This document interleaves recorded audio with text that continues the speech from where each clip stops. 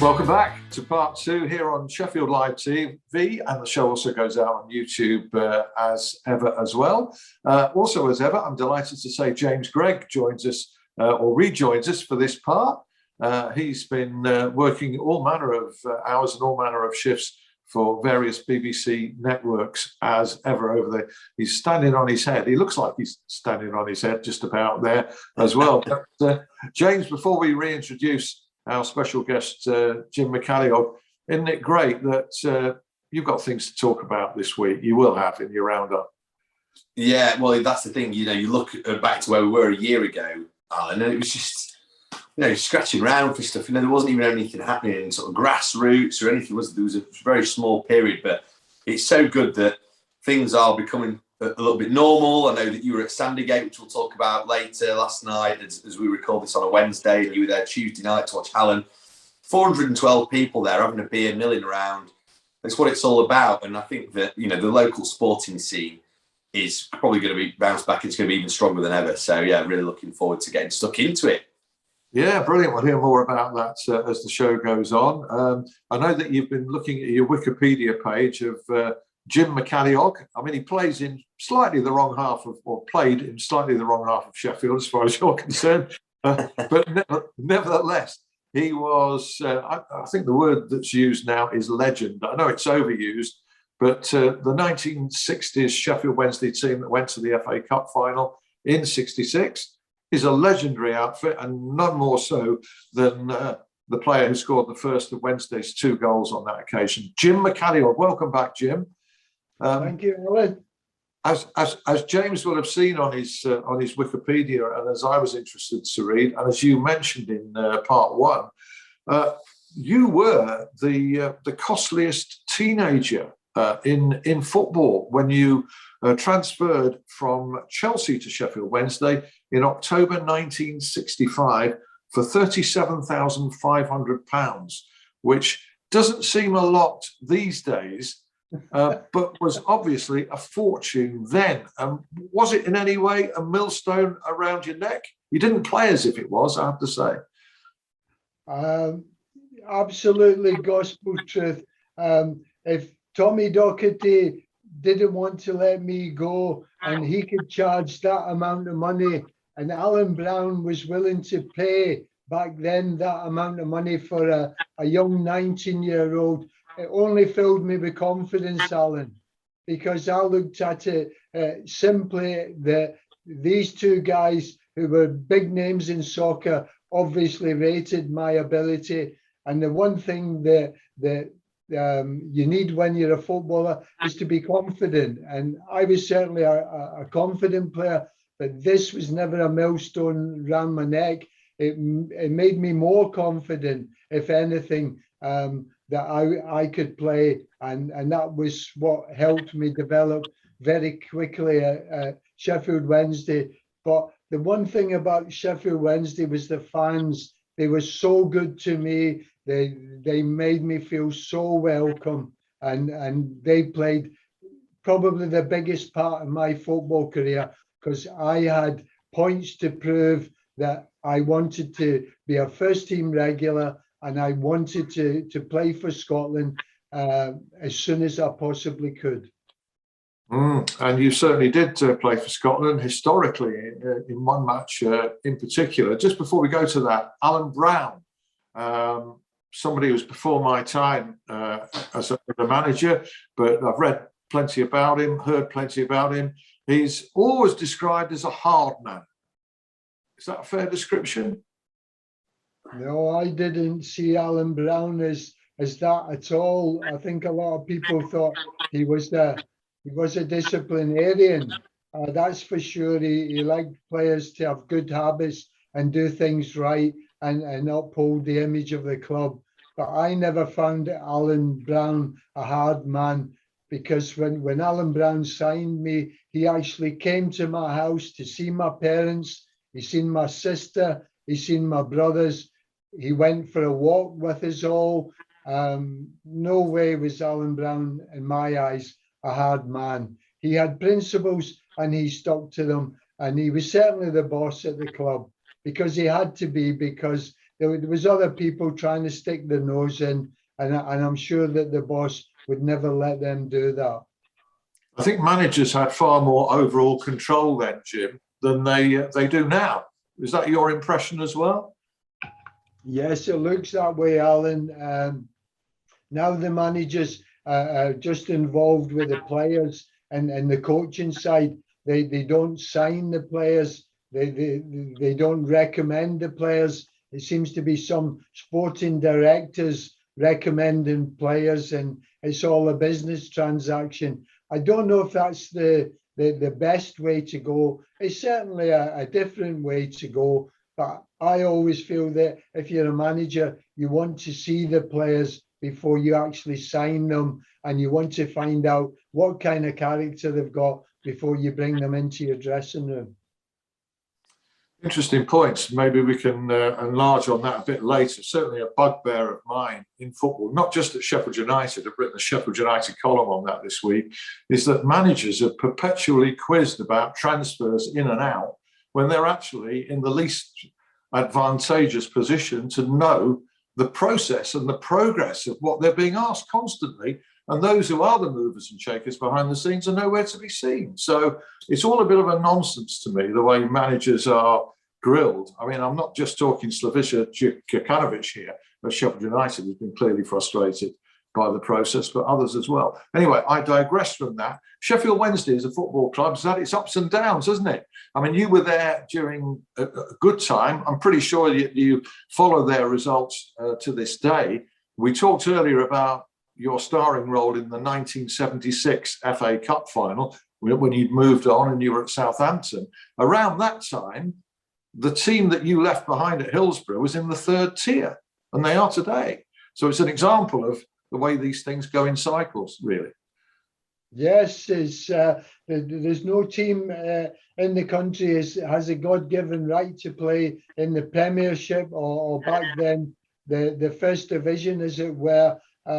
That's football. Some of the biggest names are in the Championship and also in the Second Division, as it were. So you know that football's football. It's a wonderful game.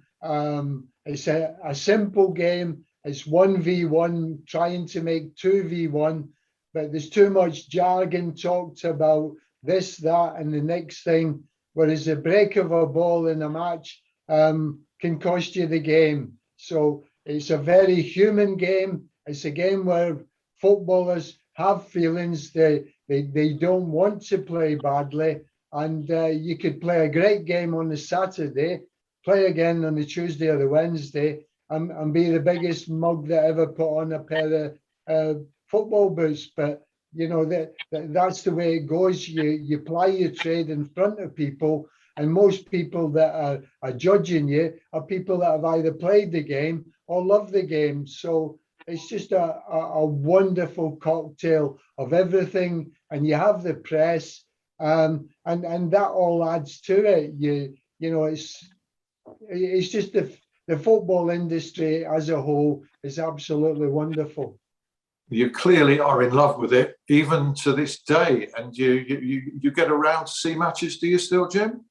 Yeah, Debbie, my wife, is a Celtic supporter, and we go to watch Celtic every other week or every home game. So we keep in touch with the Scottish game, and obviously I'll pick up on through the other channels. I'll pick up on the Premiership, and obviously I look at my old clubs and see how they're doing, and you know it's that's the way it is for me now.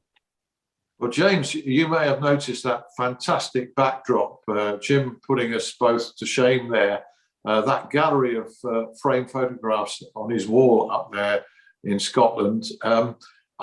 I'm never allowed to do. I'm not that I've got any photographs of me starring in football matches, but I've got lots of football memorabilia.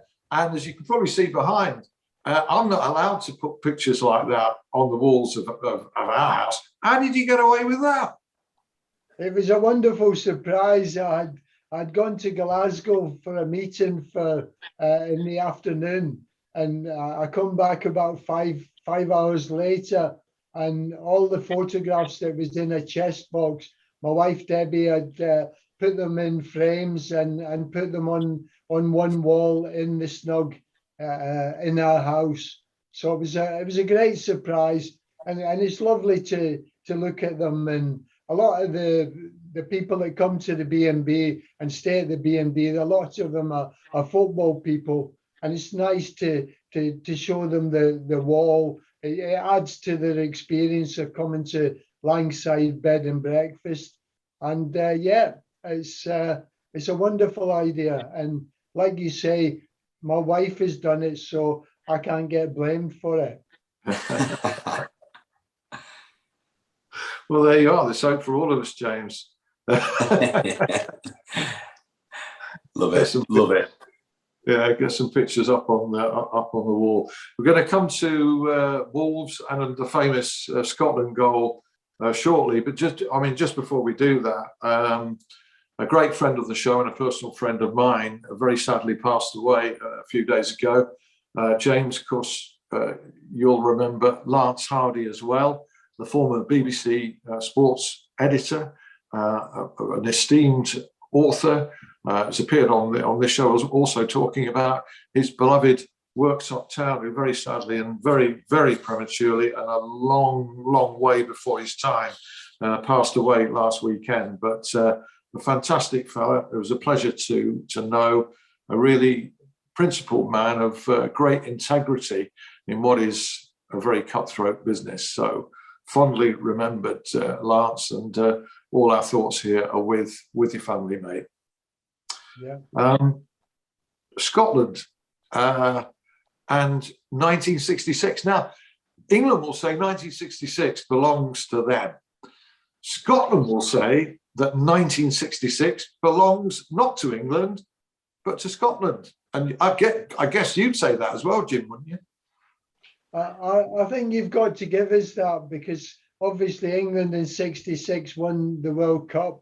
And I was very happy for them, Alan, because what it did was it gave the game such a great boost, and it was fabulous for football. But of course, in '67 with Scotland, England were the then world champions. They were unbeaten for 19 games, and it was a tough game for us.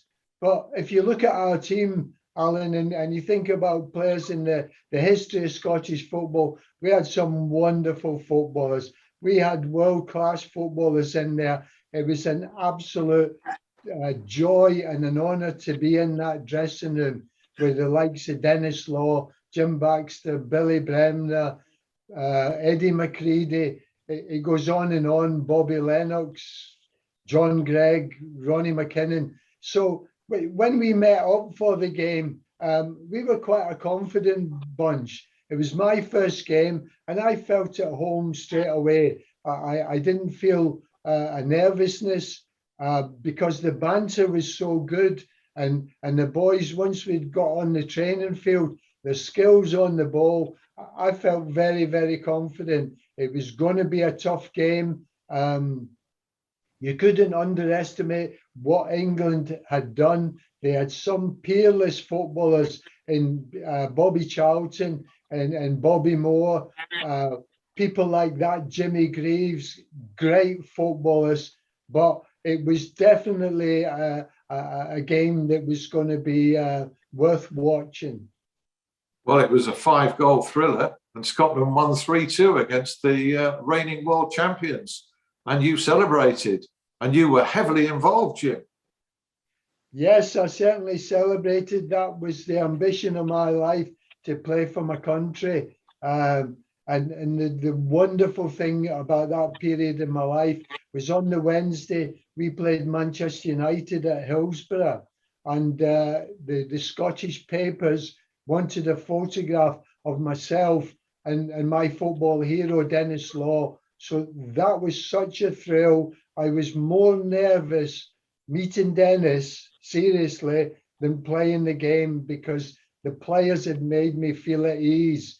But to meet Dennis before the game at Hillsborough was wonderful. And, you know, there's a saying, you should never meet your hero but I met my hero, and he lived up to everything.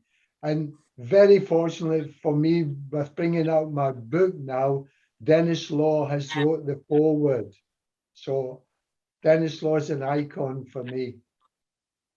And also, we wish Dennis well in his battle against the dementia illness, which was announced recently. And it's great. Absolutely, yeah. It's very sad because he's a wonderful human being, and we've spent time with him. My wife, we were very lucky. We got invited to Aberdeen about 3 years ago when Dennis got the Freeman of the City. And he also opened the Christmas lights. And we spent 4 days with Dennis Law and his family. It was wonderful. And it's so sad that Dennis, this illness is with Dennis. The other thing about Dennis was when I asked him, Alan, to do my forward, he says, yes, son, no problem, kiddo. He always calls you kiddo. He says, that'll be a pleasure. And I just burst out into tears. Yeah, an emotional moment. I had the pleasure once of interviewing Dennis Law myself, and it was way back. I thoroughly enjoyed meeting him. Funnily enough, it was just after he brought a book out. And that was a long time ago on his career. We'll come back to you, Jim, shortly. Let's go to James. Cracking on with all manner of stuff, James. Well, I'll tell you what, Alan, we'll start at Sandygate because I know you were there, so you can probably give us a bit more context. But they're free-flowing, free-scoring, exciting at the moment under the lights, isn't it, up at Sandygate? I can't wait for that bad weather to come in and derail it all. I'm only kidding. I hope it doesn't for their sake, because they're going along really nicely, aren't they? 4-0 last night against Retford. Before that, on Saturday, they played Humber United away from home. They won 9-2, small matter of that. And the previous week up at Sandygate, they won 7-0. So if you want goals for, probably the best value in Sheffield at the moment in terms of what you're getting for your money, get yourself to Sandygate. Absolutely fantastic.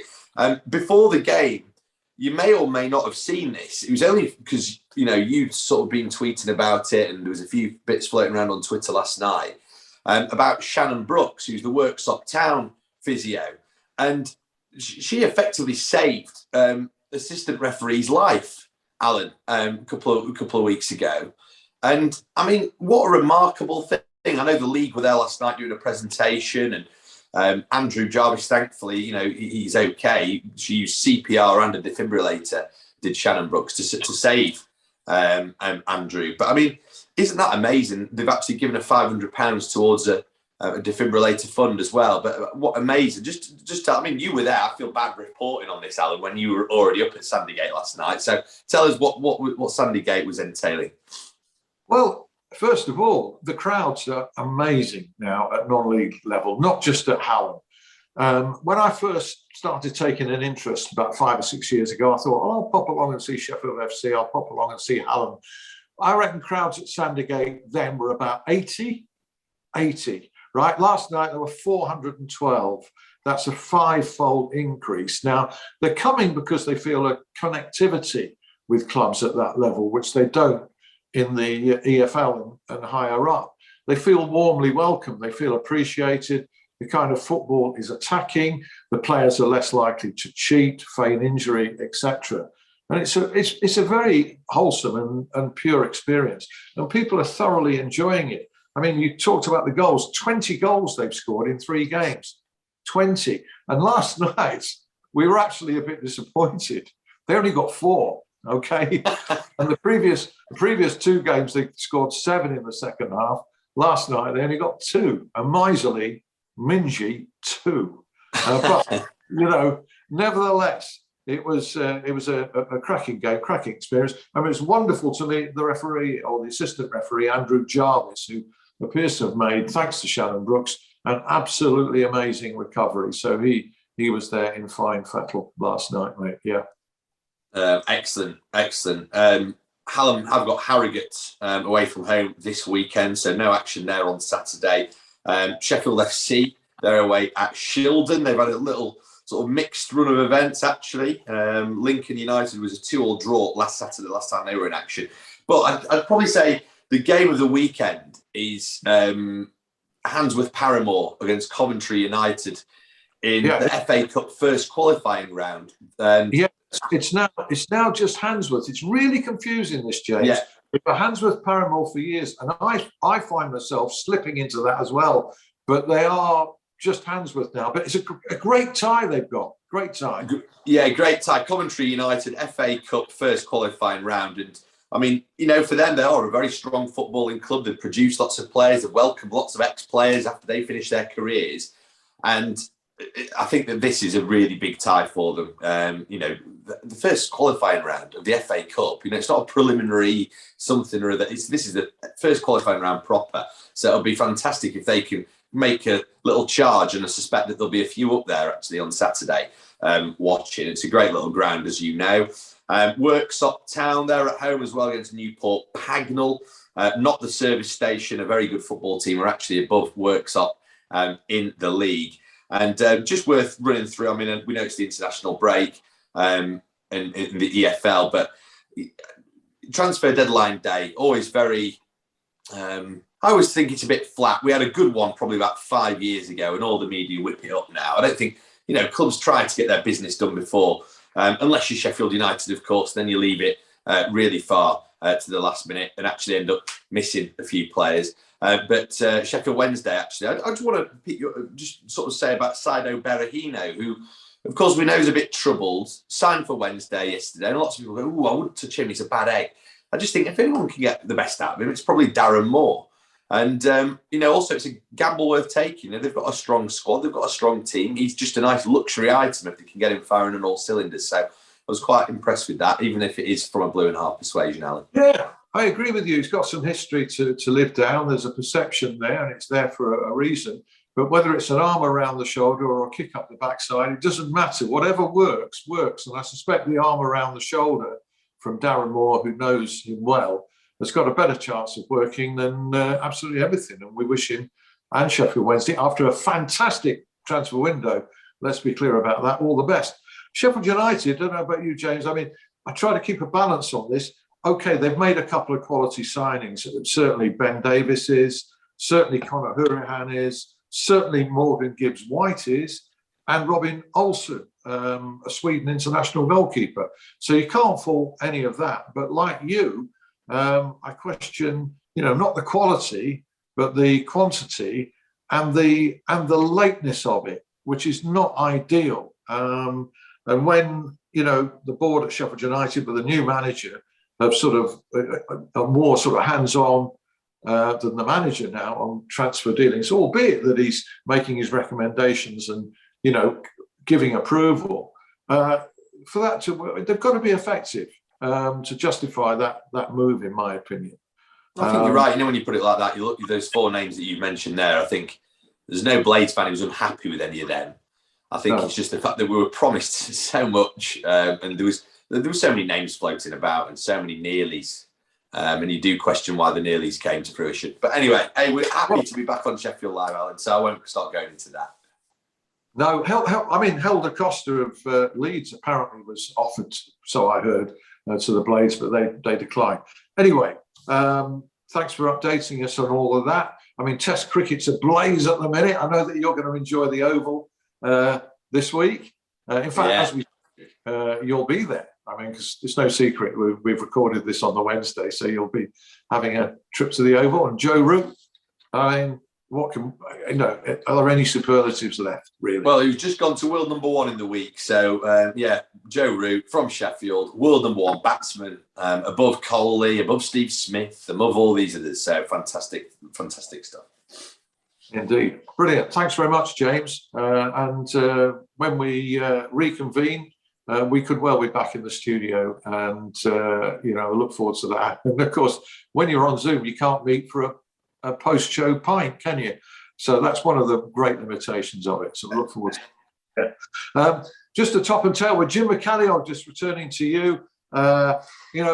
Finally in your recollections, but probably not finally in terms of pride, Wolverhampton Wanderers and a run to the UEFA Cup final, Jim. Yes, it was a fabulous run, Alan. it was the inaugural UEFA Cup, and there was 64 teams started at the beginning, and there was a lot of real famous names in there, and they lost their way, and it ended up we played Juventus in the quarterfinals, and then Ferencvaros in the semis, and then we played the final against Tottenham over 2 legs. Our manager Bill McGarry actually wanted to make it 1 leg, but UEFA wasn't agreeable to that. He wanted 1 leg at Wembley. But we played the final, and to be honest, I thought on the two games, I thought we were the better side than Tottenham. I thought Tottenham played very defensive, but sadly they come out the winners, and it was a big thrill and an honour to captain the Wolves in a European final, and the Wolves with all of the tradition that they had in European football in the 50s and the early 60s. So yeah, it was a fantastic time in Wolverhampton, and I look back on it with a lot of pride. And my teammates were absolutely brilliant right the way through the tournament. And indeed, you should look back at your entire career with a lot of pride, Jim. And we have plenty of pride that you've joined us on this programme. I'll be making a point of reading your book, which is out shortly. It's called Wembley Wins Wembley Woes. Jim McCalliog has experienced the full gamut of emotions. There it is. There it is. Yeah. Normally, in inviting authors on this show, I insist on having a copy here in my hands to show. But you've got one there. Look forward to that. Every success with it, Jim. And thanks very much for joining us. And thank you again to James Gregg. We'll be reconvening over a pint shortly. And thank you to you for watching and being so loyal to this show for, believe it or not, it's now 7 years. 7 years that we've been doing this. I'd like to thank James especially for his contribution to it.